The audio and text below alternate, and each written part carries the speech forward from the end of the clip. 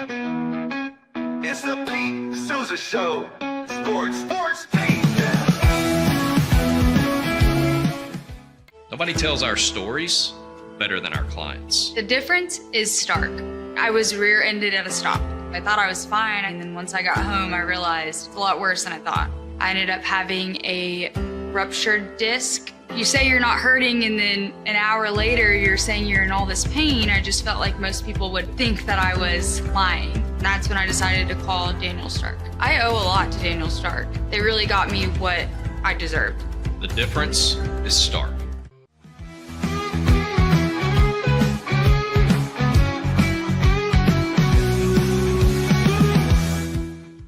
We definitely love our relationship and love Extraco. It's been an amazing experience. They made the PPP process easier. They were reaching out to me saying, what can I do to help you? That made a huge difference because my stress level when we shut down to afterwards was night and day. Our experience with Extraco has been phenomenal since the very beginning, so we love Extraco. Tervis is all about staying hydrated with style and durability. You can trust Tervis tumblers to keep your drinks the perfect temperature, hot or cold, for hours. From the classic insulated tumblers to sleek stainless steel water bottles, each product is built to last and comes in endless designs to match your personality. Stay refreshed and express yourself with Tervis. Visit tervis.com today and find your perfect tumbler.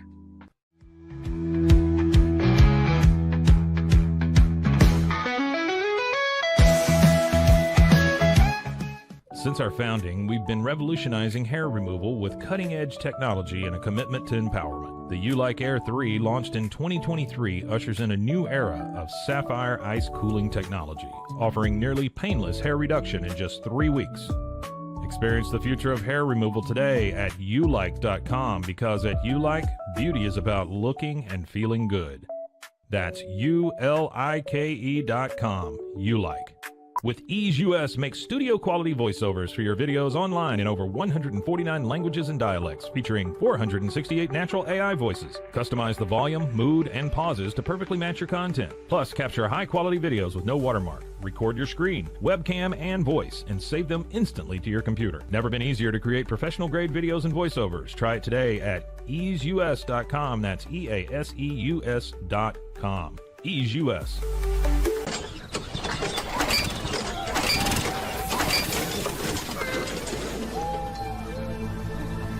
Just use AMP-Pace.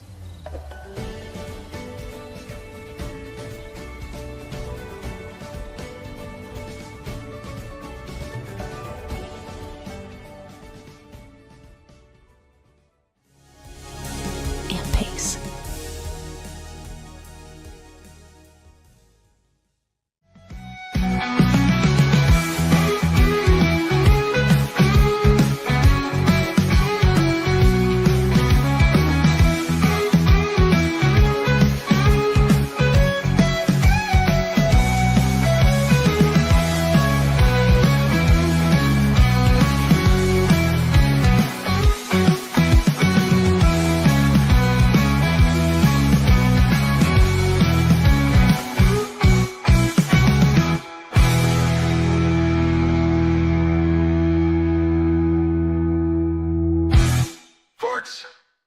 It is the Pete Sousa Show. We are stoked to have you with us. The Lakers are tied 1-1 with the Minnesota Timberwolves, just like I said they would be.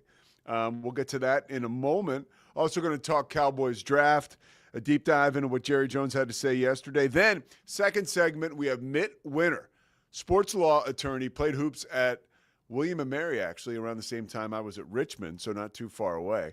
But with all that's going on with college sports now, Mitt has been a stabilizing voice on Twitter, interacting with a lot of the folks I work with at ESPN, folks asking for clarity on what's going to happen with college sports.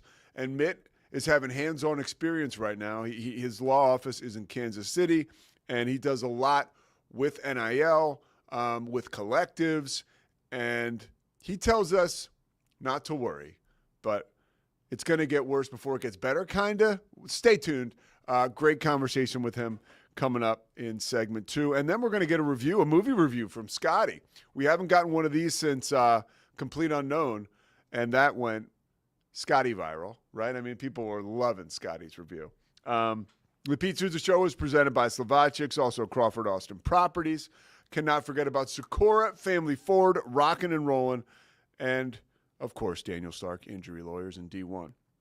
Let's start with last night's Laker game. I had a softball game, and I got home just in time for the Lakers game. And Luka on fire early at 14 points with like 3 minutes left in the first quarter. He finished the game with 31. The biggest thing about this basketball game that I knew, there's two things that I knew would not be sustainable for the Timberwolves, and it was not. Their bench production. I mean, I am not like, dude, there's a lot of people who know much more about basketball than I do, but this was like a keep it simple like perspective. The Timberwolves had 43 bench points in that first game, the opening round game 1 blowout of the Lakers. They had 19 bench points last night. Part of the reason is because Dante DiVincenzo and Naz Reid got into foul trouble. They both had 3 fouls before the end of the second quarter. And the three-point shooting. I think they were 21 of 42 in game 1, the Timberwolves were. And last night they were 5 of 25. And I felt like the Lakers took a punch in game 1. And they went on record, by the way. LeBron James did and other members of the team talking about how J.J. Redick, after they got slapped around by the Timberwolves on Saturday night, he slapped them around. And I think that's a huge part of the Lakers' championship-winning puzzle right now is J.J. Redick. And I think J.J. Redick is a new voice, a fresh voice, and an intense voice that can give the Lakers just enough of that Pat Riley, just enough, right, of that hardcore actual coach that can motivate you when you need to be motivated. These guys are pros. They don't need too much of that, but there's certain ways to tweak guys, and I think that it's more of a psychological thing. And so far, J.J. Redick seems to not only have the respect of his players, but has also figured out how to get them going and how to motivate them. Luka, 9 for 20. We mentioned 31 points. 11 for 11 from the free throw line. 12 rebounds and 9 assists. Come on, man. This guy's not playing in Dallas. Like, what are we doing here? I was thinking about this last night or this morning when I was looking through the playoffs. I'm not a big when it comes down to like going to big events, I'm not like a huge action guy, but I spend a lot of time in the DFW area, and I was like, oh yeah, I can't see where the Mavericks are playing like in the playoffs because they're not in the playoffs because they suck. But you always think like maybe I can go to a Mavs game. Well, I can't go to a Mavs game because they're done, they're toast. But the Lakers bounced back, and that we move closer now towards the possibility of the Lakers and the Warriors in the second round of the NBA playoffs. Right now, I think that matchup is so important for the NBA. I just think the NBA needs it right now. A lot of these games have not been great. Flat out, they haven't been great, you know. And look, a lot of these teams shouldn't be in the playoffs. I like the way the NBA playoffs are constructed, with 8 teams on either side. I think the play-in situation, it's just like messy for the average fan right now. And look, Ryan Russillo said it last week on his pod. He was like, I don't think he likes the play-in stuff, but he was also like, hey, when the games are good, we watch them. So if there's good games, we're going to watch them and we're going to talk about them. But, you know, there haven't been a ton of good games. So we'll continue to keep an eye on the playoffs. You know, the Clippers and Denver, they're tied at 1 game apiece. Like, that's a fun series. What do we have tonight? Tonight we have Orlando-Boston. Boston is a 10.5-point favorite. That game tips off at 6 o'clock. Miami and Cleveland, all-time Central, by the way. That starts at 6:30. 11.5 point underdog. The Cavs are. And then Golden State and Houston. That's the game to watch, but it starts at 8:30. I mean, I'm old. I'm not that old. So I could probably watch at least the beginning of that. But if you're on the East Coast, you can probably forget about it because it won't end until 1 o'clock. But that's the NBA right now. But I'm excited to see the Lakers bounce back. The Lakers keep me interested. I am that, jamoke on the bus that needs a little bit more to pay attention to the NBA, and the Lakers do that for me. So excited about them being involved. Not a Laker fan, just kind of like a Laker admirer, I think. And again, you know one thing I miss? Stephen A. Smith said this. They were talking about, and I think about this with J.J. Redick, and I'm sure if I thought about every other coach, I'd think about it as well. I have a theory, by the way. Coaches around the NBA and college basketball are in worse shape than ever, and it's because they don't have to wear suits anymore. So they're getting what they want. They can wear the running suits and the track suits, but they know that they got this, what do they call that on your waist? You got that band you're working with there, right? There's no belt, there's no fitting, right? And these guys aren't looking that good. I mean, like Tom Thibodeau, like that guy needs a suit, right?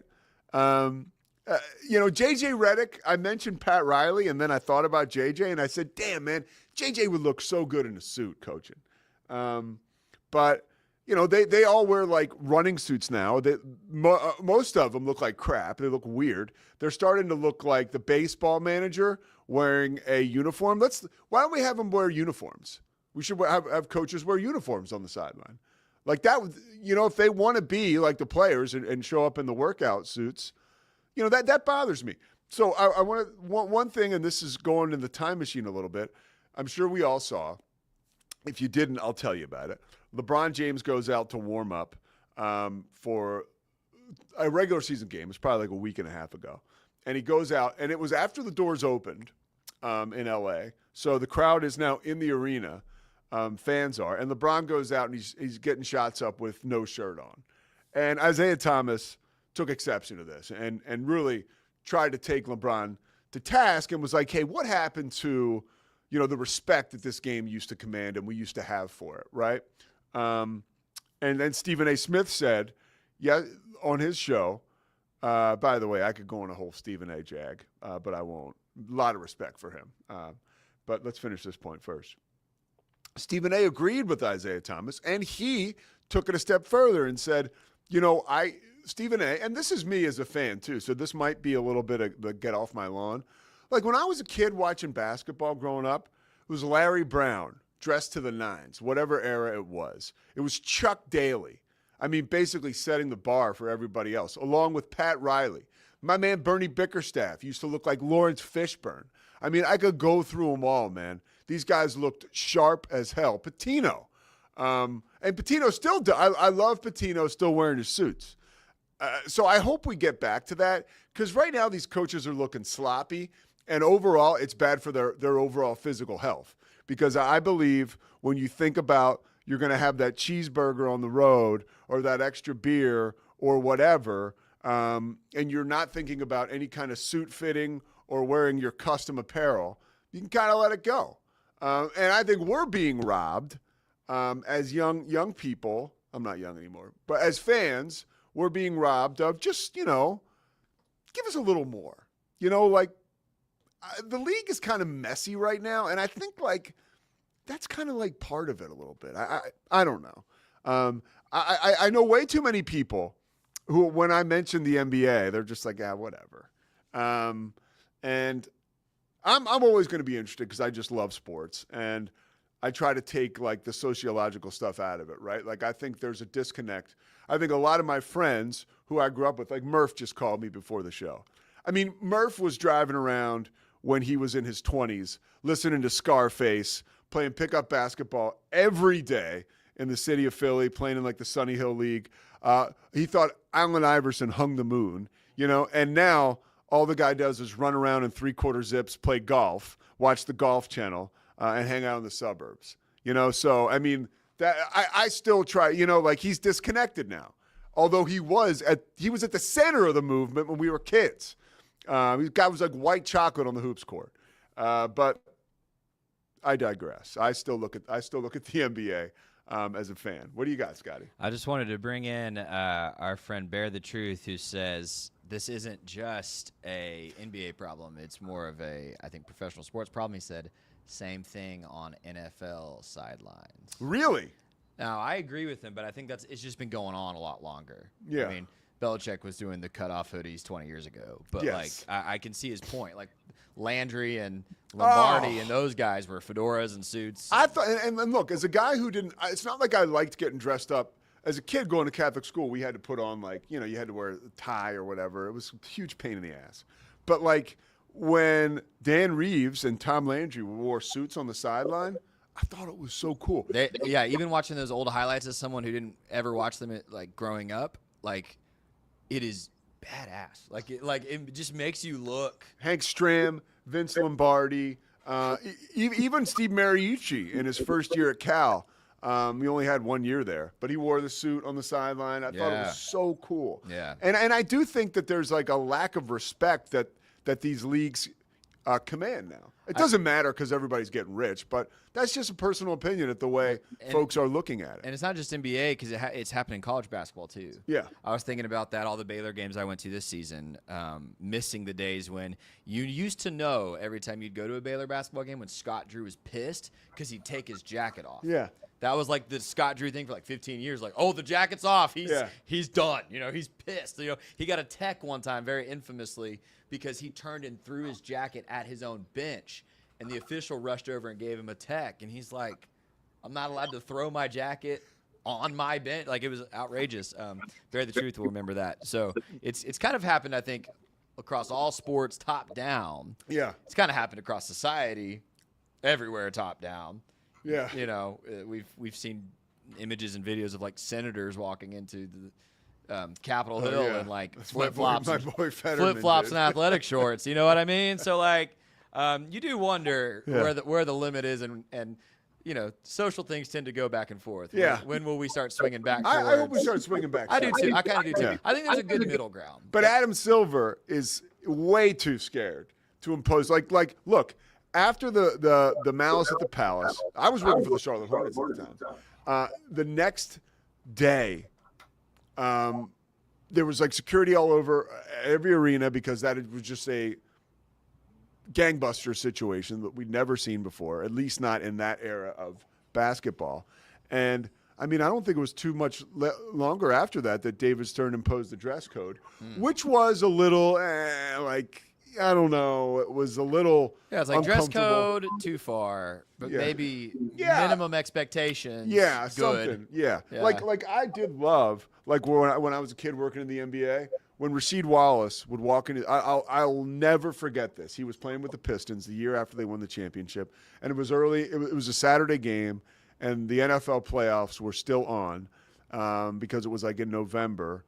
Or maybe it was probably January or December. And Rasheed Wallace walks in. He's got a Barry Sanders jersey on, and he has the championship belt that he wore for most of that year. Yeah. After he just it was the coolest thing you'd ever saw. That's awesome. I mean, there's you can play both sides of it, but I would like to see coaches dressing up a little bit. Honestly, it's funny. The players really don't have to worry about it. I mean, those guys are going the other degree. It's a fashion show when they walk into arenas. True. So maybe the coaches are the problem now.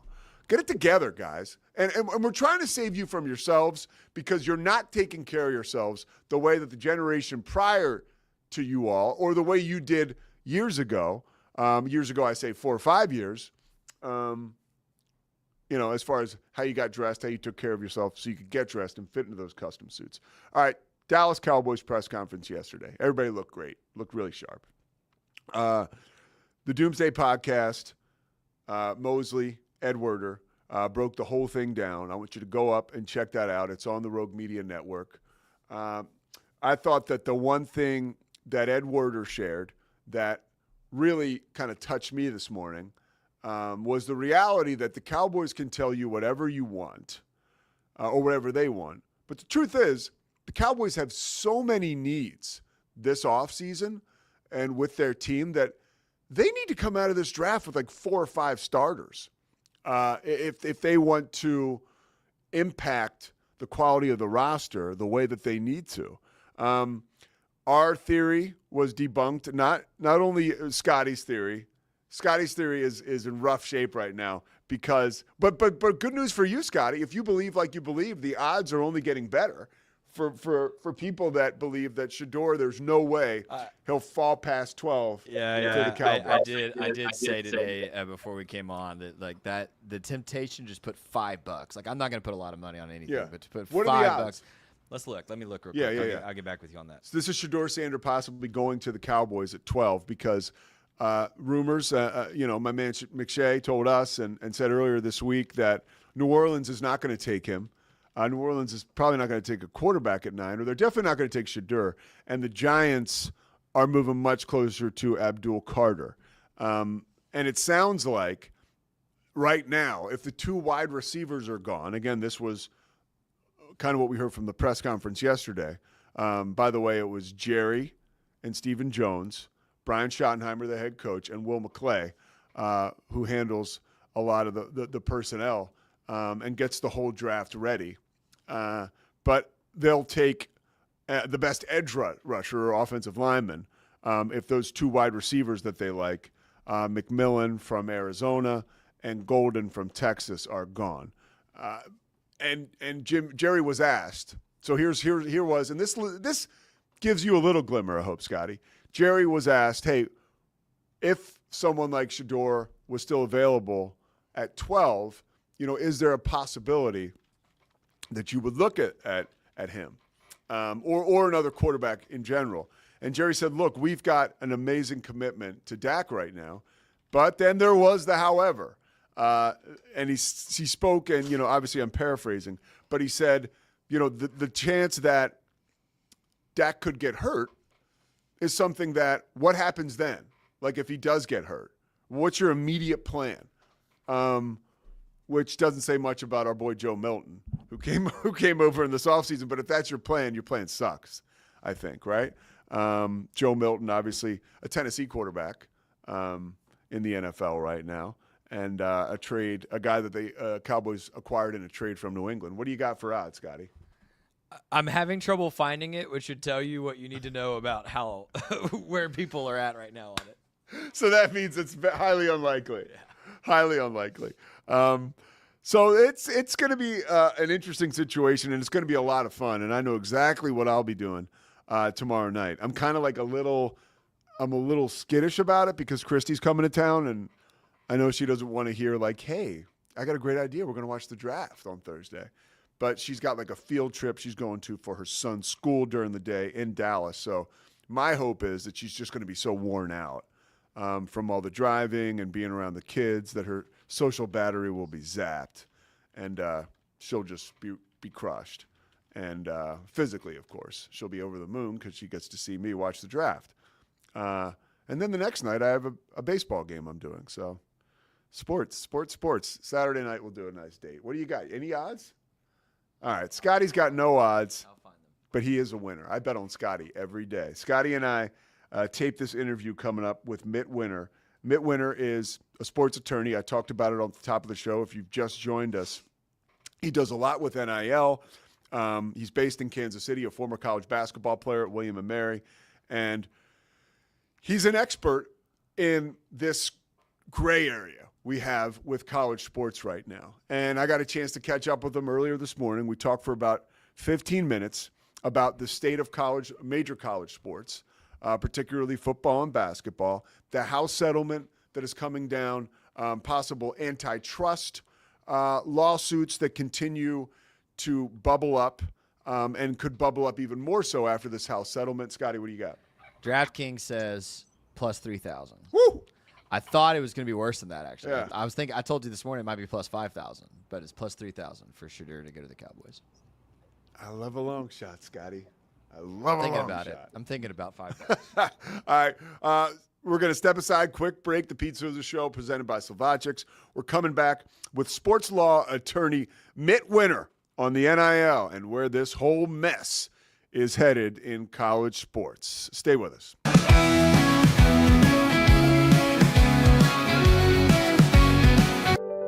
Overwhelmed by your inbox? Clean Email is here to help. Organize, clean, and manage your emails with powerful automation tools.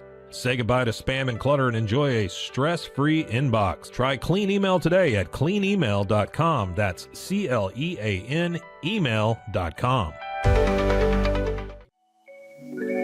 Cleanse your body of accumulated toxins and embark on your wellness journey at your own pace. At Global Healing, we provide premium supplements to help your body heal naturally. Combine that with OrganicHemp.com's top quality CBD for ultimate balance. Start your healing journey today at GlobalHealing.com and OrganicHemp.com.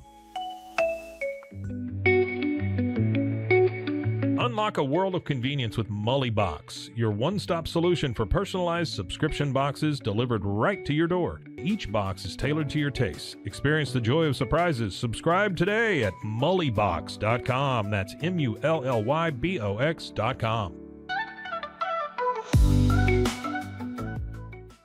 At Toussaint's, we understand that maintaining a healthy lifestyle can be challenging, especially in today's fast-paced world. That's why our mission is to make fitness accessible to everyone, anywhere. Committed to excellence, we adopt a user-centric approach guided by ergonomics and medical science. With a team of seasoned professionals in R&D, design, and manufacturing, we prioritize quality across our entire product line. Visit Toussaint's.com today and start your journey to better health. That's TOUSAINS.com.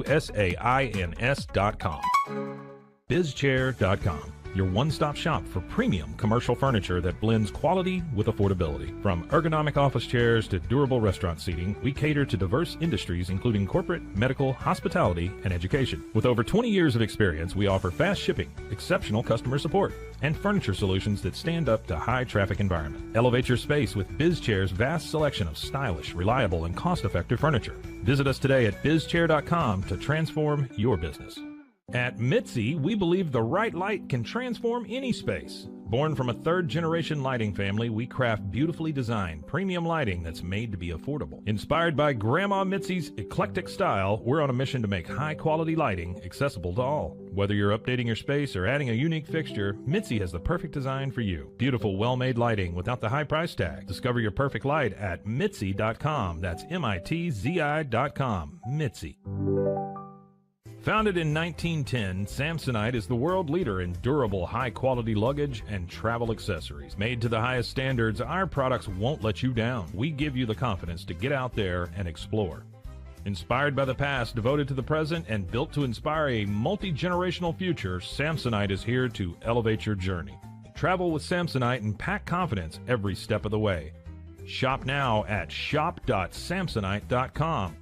The grinder mentality that Randy and Brent Habert built into 44 Pro runs deep within our team. Every member shares a passion for the craft, the game, and most importantly, the player. When you step onto the field with a 44 Pro custom glove, you'll feel the difference. It's not just a glove, it's a 44 Pro. Crafted with dedication, made for performance, and built to last. Get your custom glove today at 44pro.com and experience the 44 Pro difference. That's 44pro.com, 44 Pro. Welcome to Kit Bag, the ultimate destination for football fans. Whether you're cheering for Arsenal, Chelsea, Manchester United, or any other top club, we've got your team's colors running through our veins. From official replica kits to custom player prints of your favorite stars like Ronaldo, Messi, and Kane, Kit Bag is your one-stop shop for all things football. Powered by Fanatics, we deliver to over 180 countries, ensuring you get the gear you need fast. For true football passion, think Kit Bag. Visit kitbag.com today. That's KITBAG.com. Kit Bag.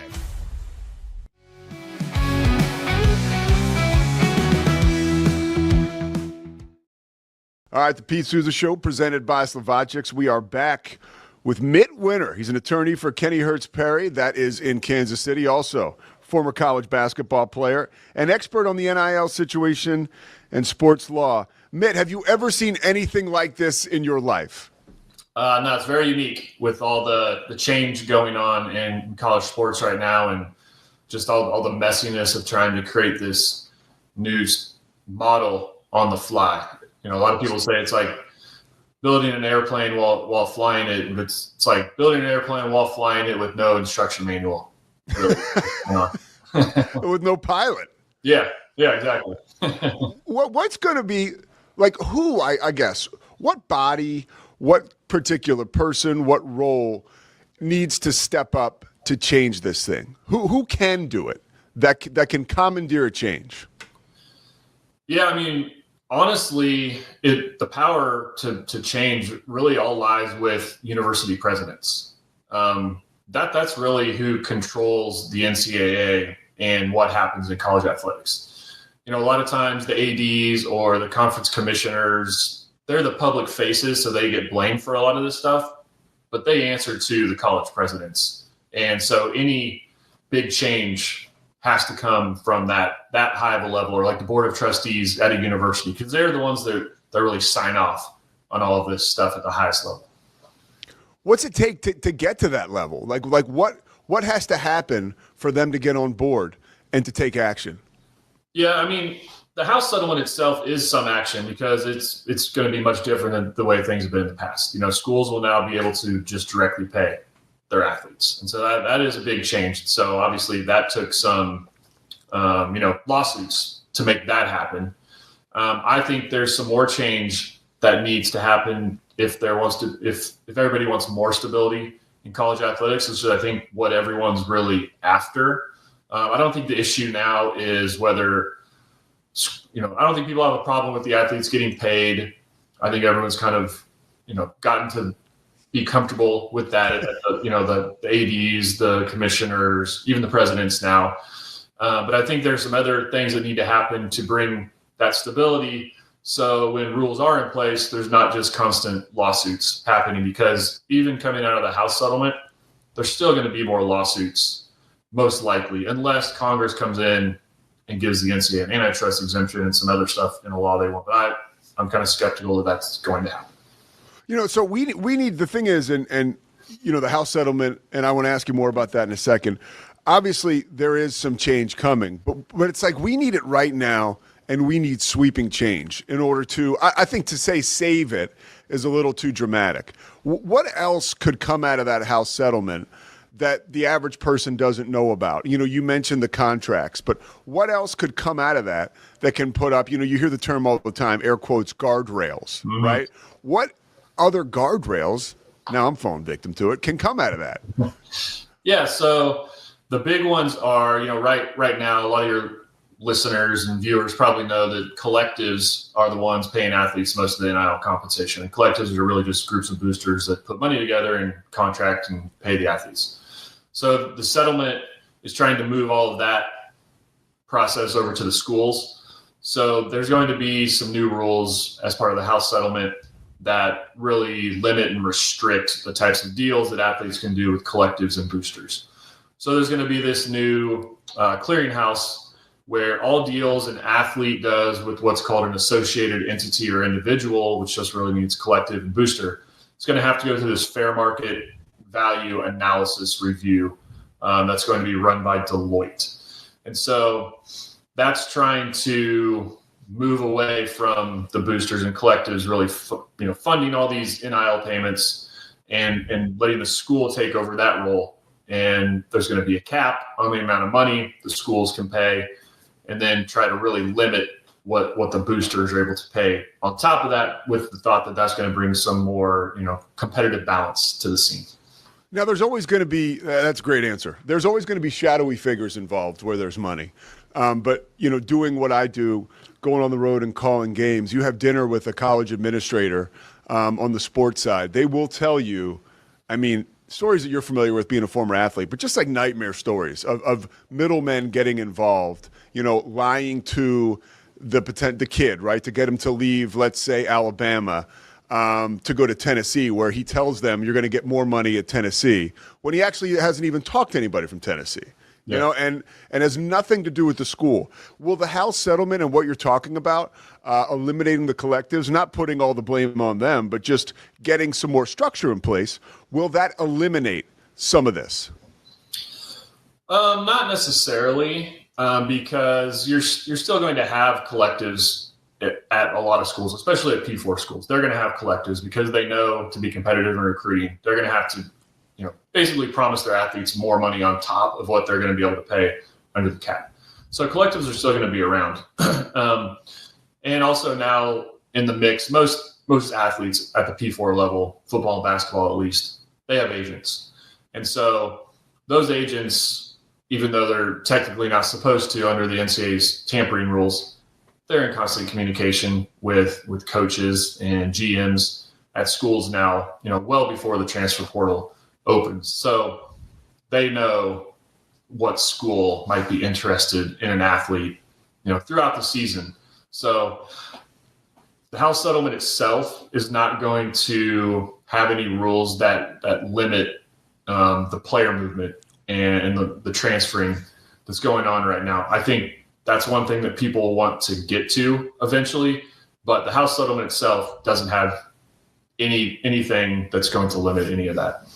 So in your estimation, is this going to get worse over the next calendar year, or is it going to get better? That's a hard question to answer because I think what we do know is there's still going to be more lawsuits coming out of the House settlement. And so the question is, what kind of instability does that bring to things that are planned as part of the House settlement? Because the cap that I mentioned on the amount of money that schools can pay to their athletes, that's really an antitrust violation, unless you have an antitrust exemption, which they currently don't. And those third-party rules, the limits on collectives and booster deals, that probably violates antitrust law too. So there's going to be lawsuits around those things. So no one really knows how long some of these rules that are coming out of the House settlement will be in place and how effective they'll be and how many challenges there will be to that. So I don't think over the next year that we're going to have instantly a ton of stability in this model that's going to be a long-lasting model right now. I think eventually what we're going to have to get to really bring that stability is a model where, like we have in the NFL and the NBA, where you have the Players Association and then you have the league and they agree on what the rules are going to be. If you do that through true collective bargaining, you get an antitrust exemption for those rules. Right now in college athletics, we can't have collective bargaining because you have to be an employee to actually collectively bargain. So there are some efforts to allow college athletes to engage in what are people calling collective negotiation to create those types of rules. But that would probably take a federal law as well to change the law on what type of protections you get if you're not an employee. So I think eventually that's the kind of model we're going to have to get to bring that stability everybody wants. When it comes to cooking at home, my fiance will tell you this. I'm a microwave guy. I'm not an oven guy. I want it now. And part of that is my responsibility. That's partially my baggage. But I want something quickly. That federal law you mentioned, and I had a long conversation with a college basketball coach in the Big 12 this year, and flat out he's like, this won't be resolved until we get collective bargaining. How long would something like that take?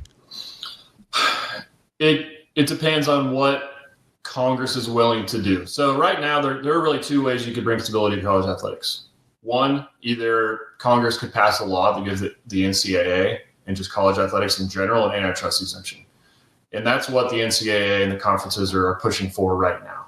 Because if they just get that antitrust exemption, they can put back in place the type of transfer restrictions we used to have where, all right, you can transfer, you get one free transfer, but after that, you have to sit out a year if you transfer. But without an antitrust exemption, you can't have those types of rules right now because federal courts have said they violate antitrust law. So by the way, just help me out for a second. You're the expert. For people that don't know, maybe kind of me, antitrust is a monopoly pretty much, right? Yeah, basically. It's when competitors get together and set rules. Like the NCAA has been in trouble over the last 15 years for violating antitrust law because all the schools have gotten together as competitors and say, this is the maximum amount of money you can pay to an athlete. So they've been sued a bunch for that. And same with the transfer rules that the schools have gotten together in the past and said, athlete, if you want to transfer, you're going to have to sit out a year. Or we'll give you one free year. You can transfer, or one free transfer. But if you transfer again after that, you have to sit out a year. Gotcha, so, okay. Since that's competitors getting together and colluding to set these types of rules that limit economic activity, they're problematic. Okay, so I interrupted. So you were saying, they have to clean that up and then carry on. Yeah, so there's two ways to get around that. One, Congress just gives NCAA college sports an antitrust exemption, or you engage in collective bargaining, collective negotiation. Like at the NFL and NBA level, when they agree on those rules with the athletes, you get an antitrust exemption for those rules. So those are really the two ways it can happen. But right now, like I said, since the athletes aren't employees, they can't have a players association. They can't collectively bargain. So there's an effort to get a federal law passed that would allow athletes to engage in collective bargaining without being employees. So we'll see what happens. It's either going to be the athletes are declared employees at some point and then are able to collectively bargain, or Congress does something else. So you're an attorney, we mentioned, in Kansas City for Kenny Hertz Perry, obviously sports law. Are you involved with this, with what you do on a day-to-day? Like, have you become involved in this at all? Like, getting your hands involved? Oh, yeah. I do, like, pretty much 100% of the work I do is in college athletics in the NIL space these days. Work with some schools, collectives, agents, athletes, and a lot of businesses doing different things in the college sports world. So, yeah, very, very, very heavily involved in everything going on, and it's a lot of fun. It could be or a lot more fun than some other areas of law that I can spend my time working in, especially as a former college athlete. It's really interesting stuff. Yeah, dude, you're the perfect guy for it, which is, it's cool to know we got people like you out there, really, that have been on both sides of it now. When people, a couple more things for you, and I'll let you go because I know you got a busy day. NIL, will teams, or let me put it this way, after the House settlement, right, will players still be able to use that marketing side of NIL? Like if there are, let's say, contracts for players, right, will they still be able to get money like through lucrative NIL deals? Yeah, they will. So they'll still be able to do unlimited amounts of what a lot of people refer to as true NIL. Like if they want to go out and do an endorsement deal for Nike or Under Armour or any other business, they'll have carte blanche to do that as much as they want and can be paid as much as they want. There's no limits on how much they can be paid or that type of activity. It's just those deals with boosters and collectives that are going to have this extra layer of regulation to see if the amount the athlete's being paid for the service being provided is within fair market value. And then the agreements that athletes are entering into with the schools, they're still going to be considered NIL licensing agreements, but the type of activity under those agreements is generally going to be, we, the school, are licensing the right to use your NIL athlete to promote our school and our teams and our athletic program. In some cases, it gives the school the right to go out and partner the athlete's NIL with the school's trademarks with third-party businesses, depending on the school agreement. So that's kind of how this world's going to work. There's the NIL agreement between the school and the athlete, and then the athlete can go out and find any other third-party NIL deals that they want to go out and find. All right, last thing for you. I'm an eternal optimist, but that's why I try to surround myself with realists like you. Where are we headed with this? Like, this is salvageable, right? Yeah. I mean, no matter what model we have, college sports is not going away. I mean, that's clear. Can I give the fist pump on the? Yes. Yeah, it's going to look different, right? And we're in this time of really big change, and change is always hard, whether you're inside or outside. Where college athletics has been one way for a very long time, and now there's big changes coming, and people are still getting used to that. But no matter what model we end up with, whether Congress gives the NCAA an antitrust exemption, or whether the athletes end up, at least in some sports, being employees, whatever model we end up with, college sports, in my opinion, is still going to be a huge part of the United States, and people are still going to watch, and it's going to be just as great as it always has been. Just some of the internal, behind-the-scenes stuff is going to be different.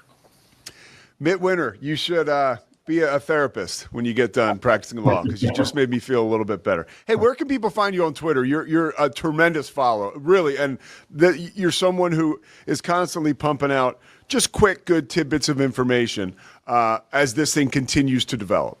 Yeah, at Winter Sports Law is my X/Twitter handle. So yeah, pretty active on there. I like to just kind of comment and discuss everything going on in the college sports world right now. Yeah, well, I told you before we started, my man Fran Fraschilla asked for help. He said, I just need some information on this. This is right around the Final Four, and you stepped right in. I was like, damn, that's great stuff. Yeah. So I appreciate the work you're doing, man. Keep up the great work, and thank you for taking the time this morning. I know you're a real busy guy. No problem. Thanks for having me on. All right, man. Take care, bud. All right. Talk to you later. See you, bud. Bye.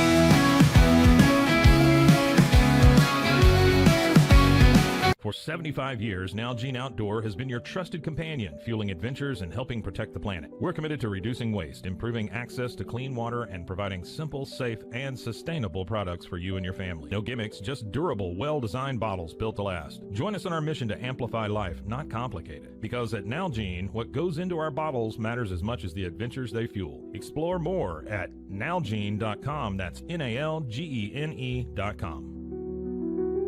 Looking for tickets to the hottest shows, games, and events? Ticket Liquidator is your one-stop shop for great prices, no hassles, and guaranteed tickets. Since 2003, we've been connecting buyers and sellers, providing access to sold-out events at prices lower than most secondary market options. Whether it's sports, theater, or concerts, our massive nationwide network ensures you get the tickets you want, guaranteed. For the best seats at the biggest events, start with Ticket Liquidator today at ticketliquidator.com. That's TICKETLIQUIDATOR.com. Ticket Liquidator.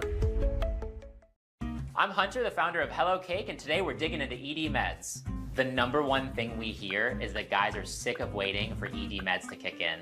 Traditional ED meds take about an hour to kick in as they have to go through your digestive system, where Hello Cake's ED medication dissolves under your tongue and works in about 15 minutes. That's about 3 times faster than traditional ED medication. Curious about ED meds? Go to hellocake.com.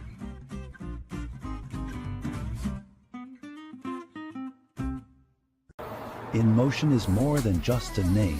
It's a legacy of innovation. From supplying electric vehicle parts like motors and inverters since the 1960s to creating cutting-edge electric scooters, hoverboards, and unicycles, InMotion is shaping the future of mobility.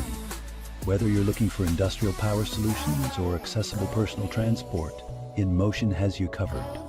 Explore our products and experience the future of movement. Visit store.inmotionworld.com today. Is your Mac running slow? Mac Booster 8 is your all-in-one solution to clean up 20 types of junk files, remove malware and viruses, and protect your device. It also optimizes your Mac's hard disk, fixes disk permission issues, and cleans memory, all to boost your Mac's performance to the max. Get your Mac running like new again with Mac Booster 8. Visit macboost.net today. Finding a sleep sack that my baby likes has been a struggle. The sleep sack from Joy is a major upgrade. It is all natural eucalyptus, which is breathable and hypoallergenic, which is really great for your baby's sensitive skin. And it's made with Climatech, which regulates your baby's temperature. You can also get Joy's crib sheets, which are made of the same super soft material. Joy gave my baby comfort and gave me peace of mind. At Mapiful, we believe in celebrating your journey, past, present, and future. Our unique personalized products are designed to boost your confidence, elevate creativity, and honor what matters most. From custom home decor to meaningful gifts, we help you cherish the memories that make you who you are.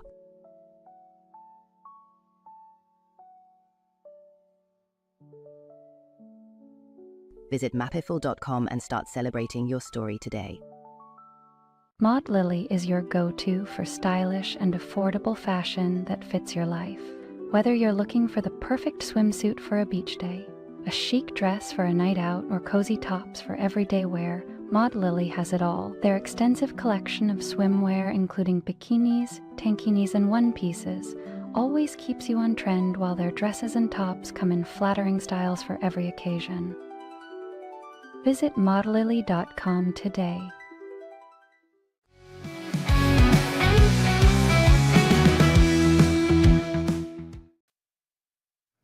Taking instructions from Scotty, and why not? He's the best in the business, right? Scotty Swingler on the wheels of steel. And it's a big day for Scotty because we get to do Scotty's movie review. Again, if you forget, let's go. We talked about Complete Unknown, That was a few months ago now. Yeah, we had to hose you off after the review. You were excited. Listen, that was a good film. Folks loved your take. We got a lot of interaction, and Scotty has basically, I guess, passive aggressively called for this review, and I'm here for it. What? Yeah. No, I told you yesterday you needed to go see it, and you said we got to do this tomorrow. We got to do a review. Scotty, let's just keep the shtick going once in a while, okay? All right. So no, I was excited to get you on this and to find out your review. Now, this movie, for people who have no idea about it, it's based in 1932. It's a Ryan Coogler vehicle, as we say in the business, and basically he and Michael B. Jordan. Michael B. Jordan plays two people, right? That's twins. correct. Yeah, Okay. he plays twins. Yes. Okay, so you went to see the movie. I did. On the first night it was out? No, Saturday night I saw it. Okay. With my brother and some friends. Okay, so what grabbed you about the picture? Well, let me just say I got tickets opening weekend because Ryan Coogler he's on a streak of some pretty excellent films, but they're franchise films. So Ryan Coogler made Creed, which was very good, very good. Black Panther, obviously, like generationally good. Yeah. Black Panther 2, I think a lot better than most people. I mean, how do you handle losing your star? I thought he did it well. So this was his first kind of original idea film in a long time. Okay. What grabbed me about the movie in the immediate aftermath was it checks every box if you're a film lover. It looks good. The soundtrack is phenomenal. It's Ludwig Göransson, who's done a lot of big projects lately, including Nolan's last two films, Oppenheimer and Mandalorian. He's a brilliant composer. Soundtrack's great. Looks good. Definitely has a visual style that's different and pulls you in. The reason I wanted to talk about it with you is it's one of those movies, and this is, I think, one of the highest compliments I can give a movie. I walked out and was like, that was pretty good. And then the next day I was like, I kept thinking about it. I was like, man, that was really good. And then like the next day I was like, that's one of the best movies I've seen in a very long time. And I will probably go watch it again this weekend. Who won the film? It's a new actor. Let me find his name. Ooh, see that? I ask the good questions around here. I need to learn his name. Well, I got a couple questions for you. So Yeah. let's start with that. Miles, Caton is the last name. We'll say Caton. I could be mispronouncing that. This was his acting debut. Mm-hmm. He has been a professional musician for a long time, and he plays one of the lead characters in the film, and was very compelling. And said afterward, after the reception he's received, like, I'm going to have to keep this acting thing up. But it's like, and Ryan Coogler actually stated, something that was important to me was to give a really talented actor their big debut. Yeah. And he hits it out of the park. So I would say as an actor, he won the movie. A little more context for the folks at home. Sinners, a 2025 American period horror film, written and co-produced and directed by Coogler. Set in 1932 in the Mississippi Delta, the film stars Michael B. Jordan in dual roles. We mentioned the twin brothers. They return to their hometown to start again, only to be confronted by supernatural evil. How scary is the movie? Are you on the edge of your seat? I would call it, you are constantly in a state of tension, but I would not call it frightening. Okay. Does that make sense? Yeah. Now, I walked out of the movie and actually told people that was less scary than I thought it would be. I thought it was going to be more. Yeah. I met with somebody yesterday at a coffee shop who said, that was way scarier than I thought it was going to be. So, your mileage varies. But I will just say, because you may not know my taste in movies, I don't like horror movies. That's not a genre I go out of my way to watch ever. I think I watched Baylor football in the 90s. That was enough. I like thrillers. I like intellectual movies. And I do like some dark in my movies, like Fight Club, Chronicle, if anybody likes that one. Like this checked all the boxes for me. And the other reason I liked this movie, and I'm trying to do this in a non-spoilerly way. This movie touches about 4 genres of film. And I would say horror is probably the big present one, but it's kind of touching these other genres of film, these other traditions in film in a really compelling way. And the other thing this film does, and it's what you'll see discourse about on Twitter and anywhere else you read about this movie. It is asking, and I think good art does this, it is asking very provocative questions about culture, about society, about religion, that it could have done in a very aggressive, kind of forceful way, but it does because you've got this horror, supernatural film on top, it does it in a very subtle way, and I think a very open way. It just checks all those boxes for me. Yeah. The film is based in 1932. How do you work with that? Sometimes I don't like that. That's just me. I loved it. Okay. It was a great setting. You kind of had Wild West meets Jim Crow era, society. And it was really, I think, a great setting for the movie, actually. I actually loved that part of the film. How does Michael B. Jordan do as a twin? Michael B. Jordan is so famous. And he's a great performer. He's not just famous. Like, I think he's no, really of course. But what I'm saying he's really is talented. Oh, there's no question. Yeah. I say he's famous because it's hard to imagine someone of that magnitude playing two people and having it be believable. Like, I go back to Armie Hammer playing the twins phenomenally. What was it? The Winklevoss. The Winklevoss twins, and he was somewhat of an unknown at the time, so it really kind of worked, right? Yeah. Michael B. Jordan is just so huge. Did you have any difficulty with that? The believability, or was he so good that you forgot he was playing two people? I'm gonna give you a weird answer. I'm somewhere in the middle. Okay. It was not distracting. Like, I never felt pulled out of the movie. Yeah. I think he does play two distinct characters. Mm-hmm. I also was not like, holy cow, this is a great performance. Like, it doesn't today sit with me as like, this is an all-time Michael B. Jordan performance. Okay. I think he executes the script and he does it well, and he plays two characters well. I think the acting around him, and again, the style, the art style, the direction style that Coogler brings to the screen elevates everything. I mean, the entire cast of this movie just crushes.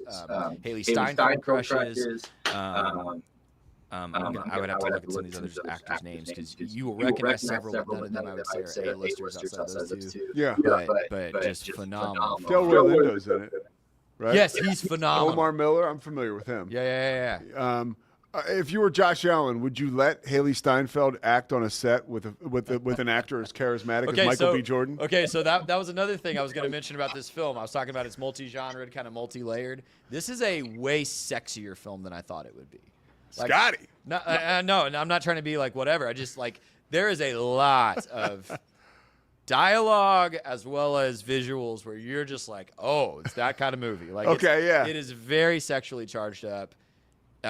Probably not a surprise. Haley Steinfeld is not at all the entirety of that, but she is a piece of that, a component of that. What kind of role does she play? Like, how significant is she in the film? She's very significant in the film. Okay.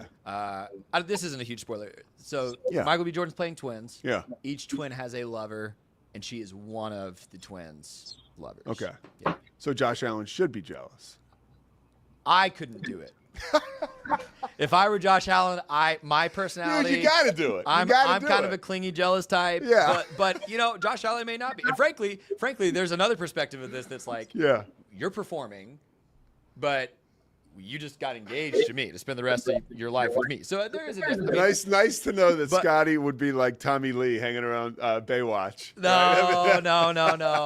I would be. No, that's a very. I would honest, have trouble watching it. That is if a it very, was my person. That's a very honest answer. Yeah, I wouldn't watch it either. Yeah. I think I'm pretty good with jealousy until my significant other is on a film set making out with Michael B. Jordan. Listen, then I think exactly. I think we're all human to a degree. Exactly. All right, so give the movie a grade. What kind of grades do you like? You want numbers, stars? I like stars. I like stars, and I go with the halves, whatever. But I like stars. I'm a stars guy. This is 4 stars. 4 stars. Yeah. Okay. Absolutely. Will we have any Oscar buzz around this movie? Big time. So notably, this movie, and this is kind of a funny stat because of how we define original, but it is the highest grossing opening weekend for an original movie this decade. What is original? Well, that's what's funny, right? So is original not like so original means like Barbie doesn't count because it was based on an IP. Oppenheimer doesn't count because superhero it was based films on a don't biography. count. They definitely don't count because they're based on comics, right? So as far as it's an original concept, an original idea that the filmmaker had, this is the highest grossing opening weekend of the decade. That is significant. Yeah. Coogler got a lot of Oscar love for Black Panther, deservedly so. I think this will get nominated. I think he will get nominated for director. I think he will get nominated for score. I think he will get nominated. It will win screenplay, I suspect, best original screenplay. I'd be shocked if it doesn't win it. Michael B. might get nominated. I don't know. I definitely think supporting actress and supporting actor will get nominated. Michael B. Jordan. He's he plays two people.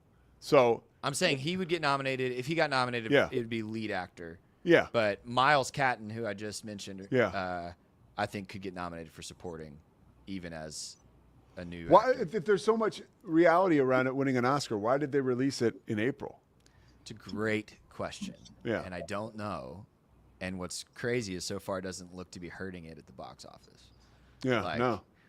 And there's a lot. I mean, this movie's getting a lot of buzz, like a lot of positive buzz. Yeah, I heard Bill Simmons talk about it, and he was like freaking out.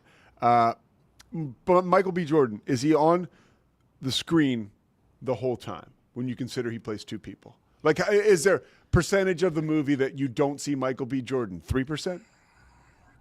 It's more than that, but it's not much. Okay. Yeah, he is the driver of the plot. Okay. Especially as both characters. Yeah, and we know he works very well with Ryan Coogler all the way back to Fruitvale Station. He's Coogler's guy. He and Coogler Creed, are like obviously. the dynamic duo. Yeah. I mean, I've been with Black Panther. Well, yeah, Black Panther, obviously, but I've been with I've been with Michael B. since Where's Wallace. I've been with him since Chronicle. Yeah. I mean, let me look up this one. There is one other actor who I think will get nominated for supporting potentially. Delroy Lindo. No, hold on. Delroy Lindo. Omar Benson Miller. This guy. What's this guy's name? Jack O'Connell. Okay. Jack O'Connell is another performance in this movie. I did not know who that actor was before this movie, and I will never forget this performance. Oh, really? Yeah. Okay, Omar Benson Miller. He's our guy from. He was in the show Playmakers with The Rock.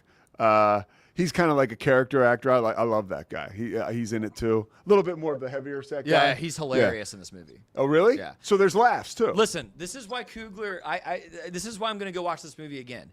Again, this movie is firmly entrenched in one genre, but it touches at least 4 others. Like, it really feels original in that sense. You can't really pigeonhole this movie into one thing.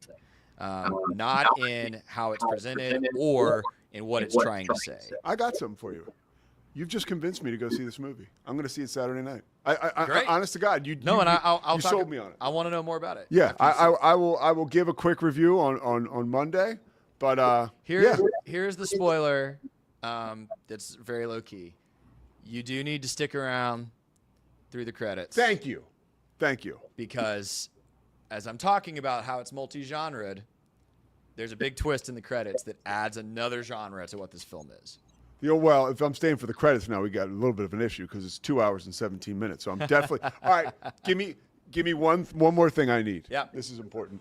When can I go to the bathroom? Because I'm gonna have to go. Before. I don't know. I'm gonna have to go in the middle. Like I'm really thinking through.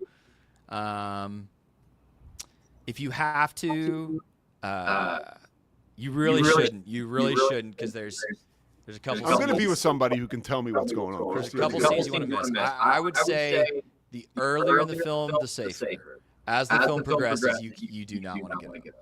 It's a great thriller kind of horror film in that sense. Of like the further we get into this movie, the more you don't need to leave. Yeah. I might just need like a catheter from now on because I can't. I mean, I can't. These movies, I can't get through them. 2 hours and 17 minutes. I mean, I can possibly get through that. Let's be honest. But you could do that if you were at a football game. Oh no, I couldn't. I go to the like when I do college football games. Like I'm thinking about halftime a lot. And that's awesome. Yeah, and the quarter breaks are long. luckily, a lot of these booths have bathrooms in them. Yeah, college basketball I can get through. I learned a real hard lesson. College volleyball, there is no good time to go to the bathroom. Yeah, always interesting. All right, that's enough. We've already overstayed our welcome with you guys. Make sure you like, subscribe. We got a lot of good content. And hit that alert button for when we go live. I still don't quite understand that. Sometimes I get the alert like a day later, but hey, it's up to YouTube. But yeah, like, subscribe, watch the Cam Show. It's coming up next. I'm about to tape a payoff with Pete. That is going to go up tomorrow. That is Stories of Sobriety. You always got a shot. There's always hope, I promise. All right, we'll be back tomorrow with, oh yeah, that's right, Paul Biancardi is going to talk to us about, he's with ESPN, former college basketball coach, learned from the best, Rick Majerus, and he's going to talk to us all about college basketball recruiting. And I'm pumped to share with him some of the stuff that Mitt Winter shared with us today. If you missed that, Sports Attorney, it's going to be up on our the Pete Sousa channel, and he gives us everything you need to know about where we are right now with the NIL, paying players, and the future. And he has a lot of optimism for bringing us out of the mess. All right, we'll be back tomorrow. It's the Pete Sousa Show. Sports, Pete. We definitely love our relationship and love Extraco. It's been an amazing experience. They made the PPP process easier. They were reaching out to me saying, what can I do to help you? That made a huge difference because my stress level, when we shut down, to afterwards was night and day. Our experience with Extraco has been phenomenal since the very beginning, so we love Extraco. Nobody tells our stories better than our clients. The difference is stark. I was rear-ended at 70 miles an hour. I was injured, had a concussion. The insurance company, they delayed. They were playing games from the initial conversation. They weren't going to help me. The biggest thing I learned through this is that you can't go through this alone. I called Daniel Stark. They were going to help me, and everything was going to be all right. Daniel Stark got me 10 times the insurance company offered. The difference is Stark.